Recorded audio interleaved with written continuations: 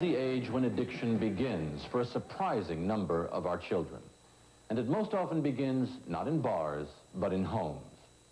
Parents have always underestimated how much teenage drinking goes on.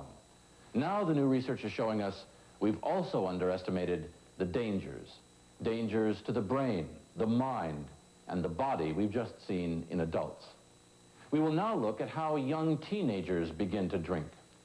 The peer pressure is enormous. Just a few weeks ago, a new survey showed that more than half of sixth graders, a third of fourth graders, feel pressure to try alcohol. Once they try it, those who already suffer psychological abuse in alcoholic families are statistically much more likely to become heavy drinkers themselves. And finally, as we're just learning, those who happen to be born with a genetic predisposition to addiction can quite innocently have their youth demolished before they even know what hits them.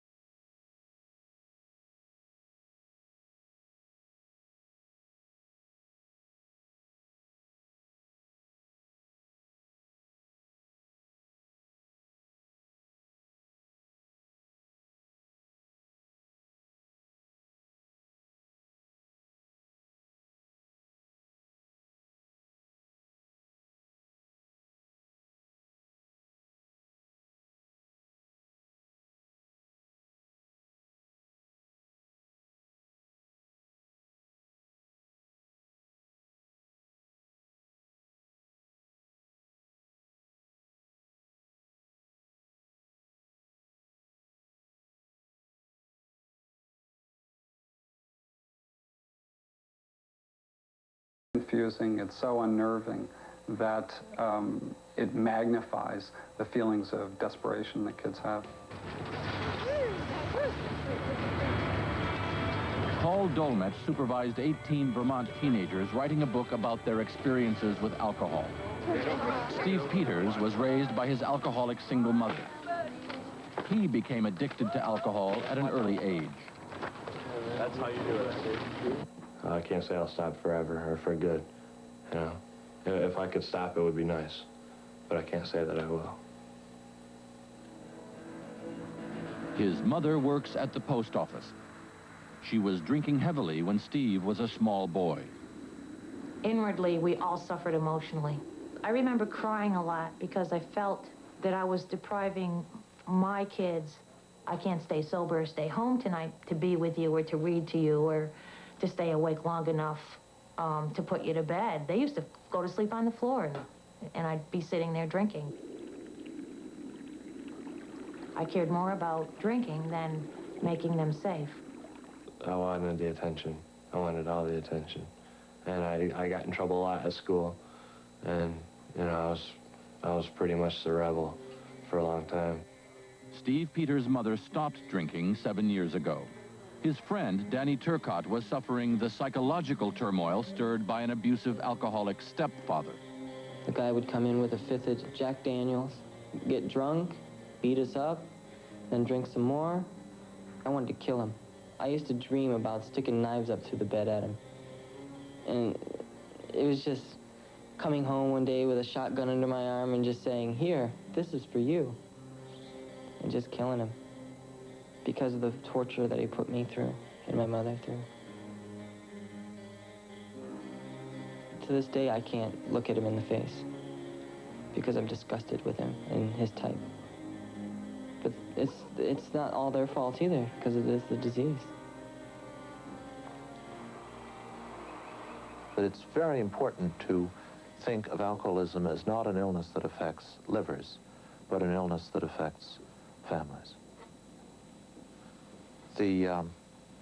Perhaps the worst single feature of alcoholism is that it causes people to be unreasonably angry at the people that they most love. We now know it's not only psychological scars which can cause teenagers to start drinking. Some of them just can't help it. The new information establishes the inherited predisposition to alcoholism. Steve Peters apparently has it. one of the signs of genetic alcoholism is starting to drink at an early age. So how old were you when you started to drink? Around 12-ish. Well, I drank a little when I was 12, and I got into it when I was like 14. On the outside, he was just another teenager trying things out. At home, there were more severe symptoms. Blackouts, violence.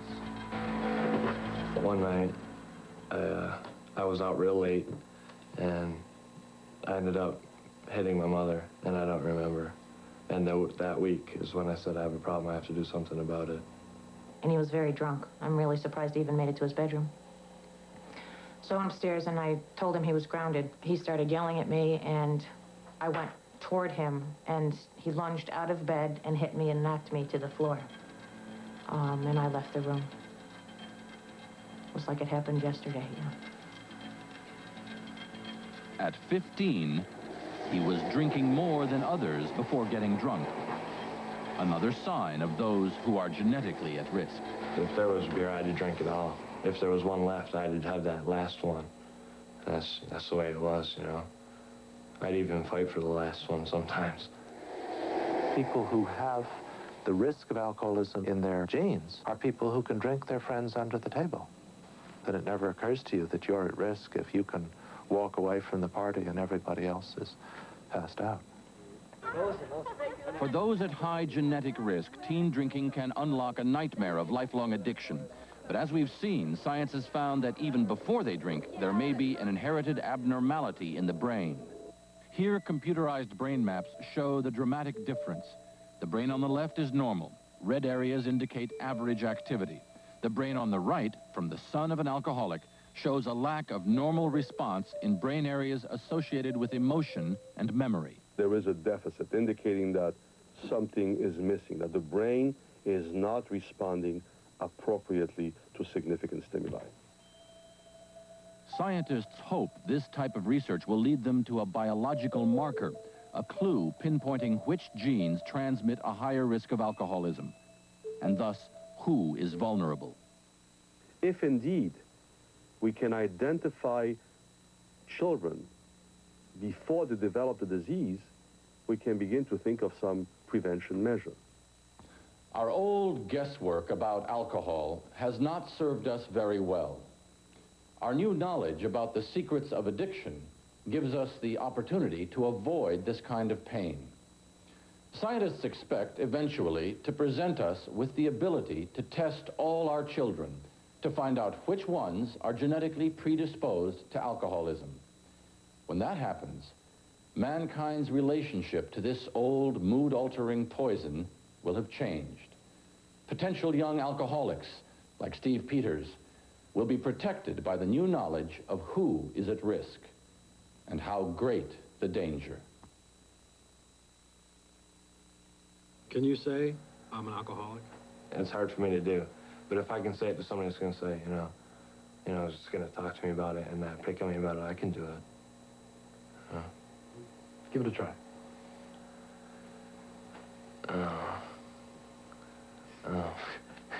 Geez, I don't know how to say it. I remember, let's see, when I first said it, I said it to my mother, and it was hard. And I'm an alcoholic, and I don't, it hurts when I talk about it, you know. It scares me, it really does. That I am, you know, because I was like, you know, this is never gonna happen to me, you know, and it has, and it's like, you know, I don't know, it just kind of blows me away. I don't have the courage right now to say I need a lot of help, but I do, you know, and it's confusing for me, and it's really hard. But I am an alcoholic, and I will die an alcoholic. And there's nothing I can do to change that. Because, I mean, alcoholics are never cured. You know, an alcoholic will always be.